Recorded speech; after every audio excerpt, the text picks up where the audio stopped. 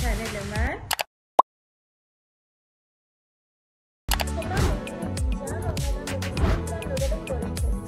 خیلی خوش اومدید. نودل کره‌ای که امروز می‌خوایم امتحان کنیم بولداک مرغ تنده. تا حالا تستش نکردم، امروز تست می‌کنیم ببینیم چه جوریه طعمش. نودل‌های دیگه ایرانی هم می‌خوایم تست کنیم ببینیم که تفاوتشون کدوم بهتره. آیا نودل‌های ایرانی کره‌ای بهتره یا ایرانی؟ و از همه جالب‌تر میخوایم امروز این قارچ معروف رو تست کنیم که اسمش نمیدونم درست میگم یا نه، اونوکی یا انوکی. خب بچه‌ها بریم مراحل پختش رو با هم دیگه ببینیم. به نظرم به شرکت نودلیت زنگ بزنیم، این خیلی تبلیغاتون کردیم دیگه، بعد بهمون اسپانسر نودلیت.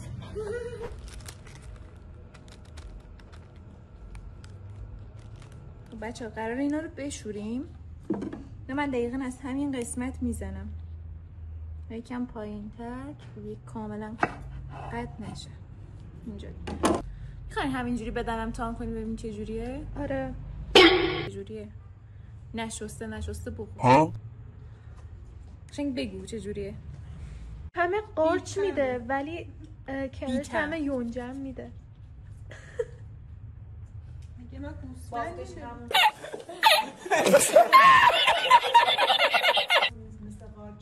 آره دقیقاً قارچه، ولی یکم طعم سبزی همه عادی که میخوریم و میده. آره یکم شیرینه، خیلی کم. قارچ زیادم طعم قارچ نمیده، بافت قارچو داره بیشتر. بهش کره اضافه میکنم تا نسوخته.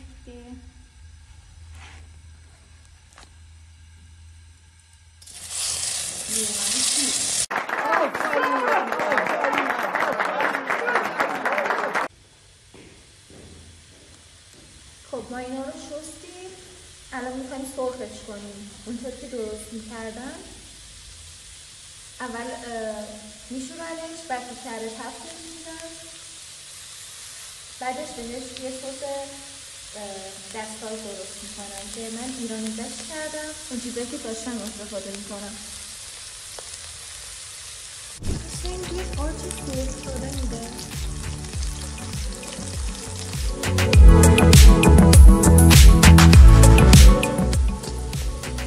بچه‌ها بعد از اینکه این طرفش سرخ شد برمیگردم اون ورشم سرخ بشه. بهش سس سویا میزنم.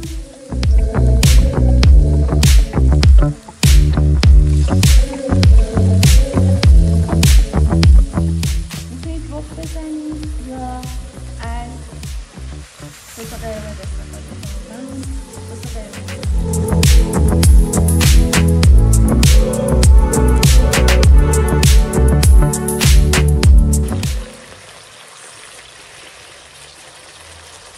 بچه ها بهش یه کوچولو رنگ خوراکی زدم که قرمزی سس بولداک رو بگیره. چون چیز نزنید، حداقل مثل من زیاد نزنید. ماکارونی شد.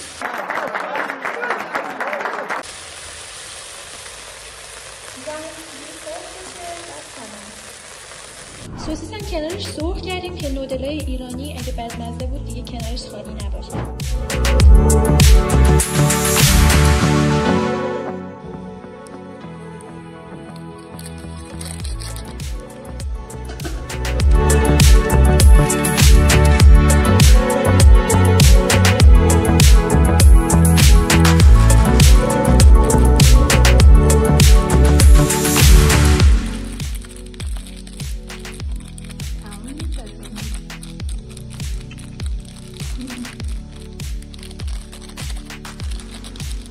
رنگ هم داره. آره رنگ خوراکی داره. این نودل مرغ الیته که بوش افتضاح واقعا. حالا نشد. به نظرم به شرکت نودلیت زنگ بزنیم، این خیلی تبلیغاتون کردیم. یه فلفل عادی میدهیم، نودل چینیه. باز میخوام این چیه؟ چیلیه. چیلی. یه کم کم داره آماده میشه. موقع چرا همچین بوی میده؟ به چی میده این؟ یه هر چیزی جز مرغ. اسپانسر نودلیت. داخلش یه دونه سس داره، یه دونه سس مایه داره، یه دونم پودر خشک داره که کنم سبزیجات خشکش باشه. اینو آخر کار میریزیم. جلبک خوش شده با کنجده. این نودل کره‌ایمونه. هنوز یکم دیگه مونده آماده بشه. من دیگه آبکشش نکردم، گذاشتم که آبش کاملا کشیده بشه. از هاتی نودل مرغ بوش بهتره، خیلی بهتر از این یکیه. نه؟ آره، ولی میدونی تفاوت رشته ایرانی با خارجی قشنگ کاملا مشخصه. اینا همش کاملا کشیده شد، همین الان بهش سسش رو میزنم. لازم نیست که سسش بپزه، در این حد میزنم بهش یه خورده بیشتر.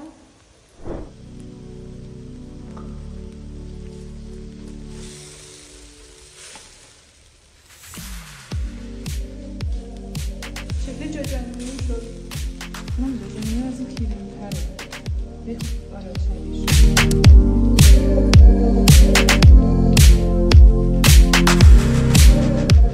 سسش خیلی خوبه، خیلی خوبه، تندیش خیلی کم. واسه همین یه ذره دیگه هم ریختم. این دیگه آماده است. پس یعنی یه قسمت دلخواه میتونن استفاده کنم، میتونن استفاده نکنم.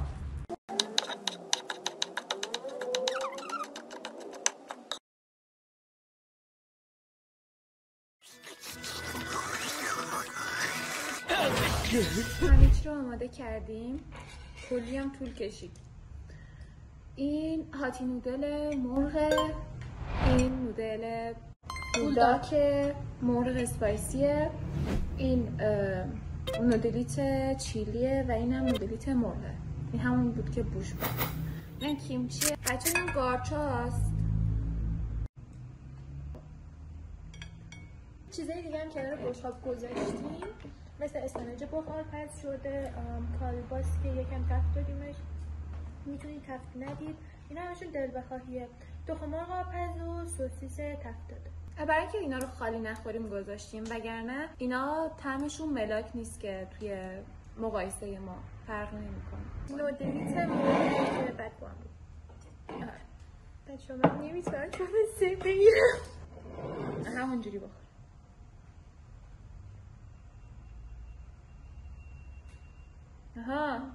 آها الان منم نمیتونم این مسخره نه دیگه. اینقدر من دوام نیست. چقدر زیاد برداشته میشه. اونو کمک کن. نه دیگه اینقدر من دوام نیست. خیلی خوشمزه است. من تا اینجا دوستش داشتم طعمشو. خوبه. یه خورده طعمش کم نیست. اتفاقا آره طعمش یه کم کمه. میتونست ادویه‌اش بهتر باشه یا آره همچین چیزی. کیمچی برد.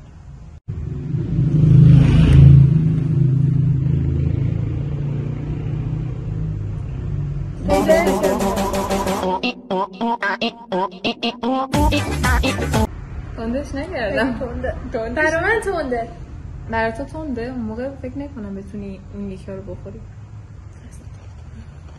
بچه ولی کیمچی سلیقه‌ایه، شاید بعضی خوششون نیاد. بریم بر بعدی؟ آره. بچه تونستم. باریکلا. اول من یک رو برمیدم ببین چجوری همینجوری خالی. نصفش کن. خب بریم بر تستش.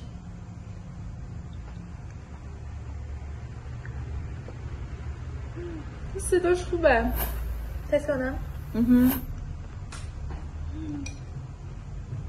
بچه خیلی خوبه.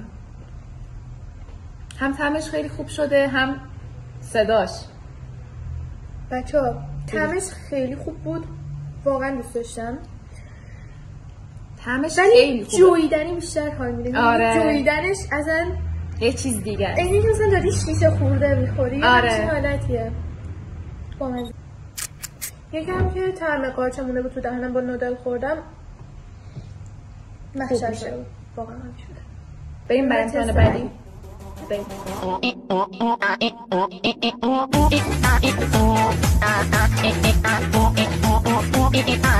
همه چیلیه من یکم نگران. آره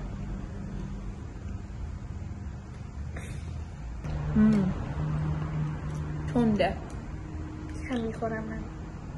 تنده ولی تندیشو من خیلی دوست دارم. من از این تندترم میخورم.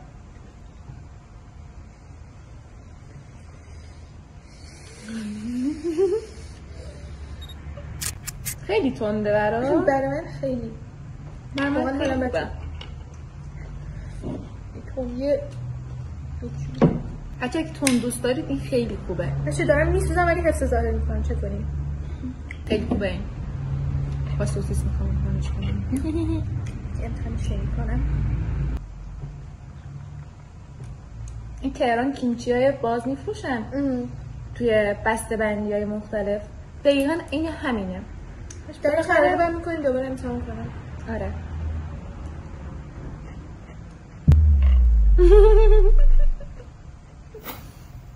با سوسیس و این نودل واقعا دوست داشتم ترکیبشون.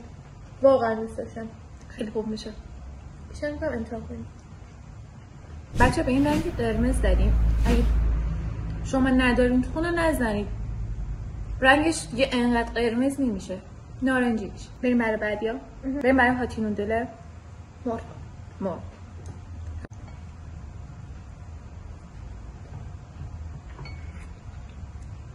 خدا این خیلی بهتر از اون یکیه. دمش بیشتر. آره. منم این دوست داشتم ولی اونم خوب بود. بد نبود. این بهتره ولی از نظر طعم بخوایم بگیم. من تا موقع نمیتونم برای دارم. با دست بردار. ببخشید.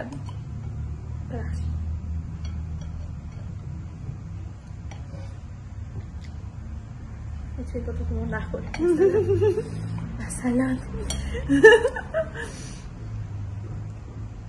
ولی نه جالب شده آخرش. وقتی یه دو قطبی میاری توی ویدیوت. آخرین نودل و نودل خارجی چیزشو نیاوردیم. برو بیار رو میزه. چیزشو جلبک و چیزشو بدو. اینو آخر کار میریزیم. جلبک خوش شده با کنجده. بچه صداشو گوش کنید. بیارم نزدیک.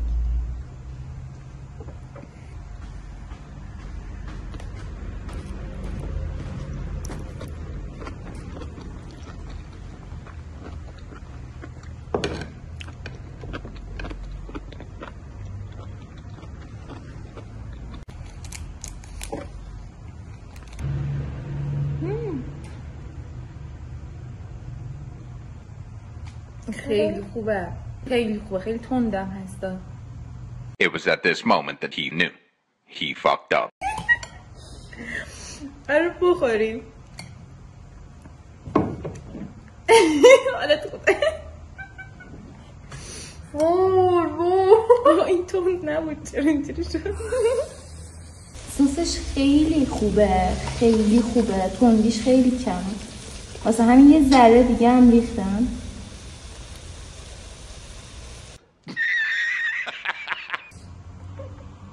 اولش شیرینه بعد که قورت میدید تو چشاتون میسوزه. بابا اولش من ولی خوشمزه است. واقعا خوشمزه است. ولی دیگه من نمیتونم واقعا. نه دیگه کش میاد. حالا به خاطر اینکه چون مهمونی بیدم یه بار ببینم کش راست میگه بچه‌ها کش میاد. اصلا خیلی فرق داره رشته هاشون. انگار توش چیز ریخته. میتونید سسشو خیلی کم بریزی اگه مثلا طاقتش به تندو ندارید. آره واقعا دارم آتیش میگیرم. و بچه‌ها اولش که ریختم مثلا تند نبود. خب بعد از اینکه یک کوچولو آبش کشیده شد رو حرارت فکر کنم بد شده. بچه با این میخوام تست کنم. حیف این قارچه که با این تمه تند ترکیب شه. اینو باید یک کوچولو بچرخونیش. اینو چاره نچرخونی؟ خب نمیتونم. اینو خوبی ها خودتا بچرخون. بعد از تلاش ها یه مکرر. قارچه رو واقعا دوست دارم، خیلی خوب میشه.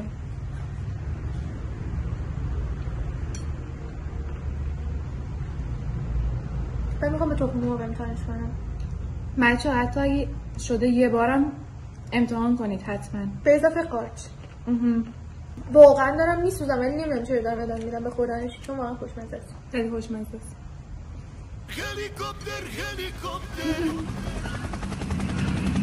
مثل اینکه اولش شیرینه. قیمتاشون بچه نودلای ایرانی رو همه رو گرفتیم 18 تومن. نه فکر می‌کنم یکیش 40 تومن بود، چیلی 40 بود اگه اشتباه نکنم. نه 18 بود چیلی. اون عربی 40 تومن. بعد اینم گرفتیم 150 تومن نودل خارجیه رو، ولی میارزه واقعا اگه دوست دارید غذای کره‌ای، چینی، ژاپنی امتحان کنید. کره‌ای که نودل کره. برند بولداک که کلا برند کره‌ایه. برند خیلی خفنیه. معمولا همه نودلاش تنده. منم دیگه کم کم دارم میسوزم با اینکه تند خورم. خب حالا به نودلیت مرغ چند میدی؟ به نودلیت مرغ از 10 6. به هاتی نودل؟ هاتی نودل 8. آره خیلی بهتر بود. من همینطور به نودلیت مرغ میدم 6. توی ایرانی ها بچه ها، نه اینکه بخوام بین خارجی مثلا به خارجی بدم 10 به ایرانی مثلا خیلی تفاوت دارن، هم توی رشتهش هم توی سسش. اونا ادویه‌شون پودریه، این سس کلن خیلی راحت تر و خوشمزه تر. بعد به هاتی نودل میدم 7 و نیم. حالا به چیلی چند میدی؟ به چیلی چون تمام مورد علاقم نیست ولی متوسط بود، خیلی خوب نبود، میشه گفت 4 و نیم. من چون خیلی دوست داشتم، من هر بار که مثلا نودلیت مرغ میخرم یا هاتی نودل میخرم، هر چی که میخرم تندش میکنم. این دیگه خودش تنده دیگه، نمیخواد فلفل بزنید بهش. میدم 7. تو بین خارجی ها چون اینو اولین بار داریم بهش نمره میدیم، از 10 بهش هم میدی این تند برا. اینم بهت بگم این مثلا تندیش متوسط رو به پایینه، از این تندتر هم هستش. این چند میدی؟ راستش اول که گذاشتم تو دهنم یه طعم شیرینی داشت، بعدش که خود دادم طعمش تند شد، ولی اگه بخوام اون تندی رو در نظر نگیرم میتونم بهش واقعا 10 از 10 بدم یا 9 از 10. یکم زیاد دادیم واسه نودلای جدیدی که قراره بخوریم. به نظر من یه چیز متوسط بده، بعدن خواستی بیشترش کنی میتونی بیشترش کنی. اگه بین اینا بخوام مقایسه کنم که 9 واقعا امتیاز خوبه. آره نه بین خارجی ها خودت بین نودلای خارجی حدس میزنم امتیاز 7 واسش باشه. آره من به این چون تندیش خیلی خوب بود. اگه میخواین که یه نودل خارجی کره تند امتحان کنید که این خیلی مناسبه. اون 2x و 1x و 3x خیلی تندن. مدلای دیگه‌ش هم دوباره طعمای مختلف دیگه داره، ولی این کلا یه مزه مرغ و تنده، خیلی خوبه. بهش منم 8 میدم. نه خالی هم خیلی خوشمزه است. ولی میدونید این طعم شیرینی اولش خیلی برای من دلنشین بود. این طعم شیرین و شور با هم بود و من همیشه به فکر می‌کردم این کره چجوری شیرین و شور رو با هم میخورن، چون اصلا با مزاج ما سازگار نیست. الان می‌بینم که اتفاقا خیلی هم خوشمزه است و واقعا دوست داشتم. دقیقاً وقتی داری میخوری اصلاً طعم تندی نداره، اصلاً نداره. بعد از اینکه شروع میکنی میجویی یکم دیگه گورتش میدی، تندیش خودشو نشون میده. موقعی که داری میخوری اصلا نشون نمیده، اینجوری که بخورم شیرینه. بچه ها مرسی که تا اینجای ویدیو همراه ما بودین. اگه این ویدیو رو دوست داشتین لایک و سابسکرایب یادتون نره. خیلی خوشحال میشم که ویدیوهای بعدی ما هم دنبال کنید. خدافظ.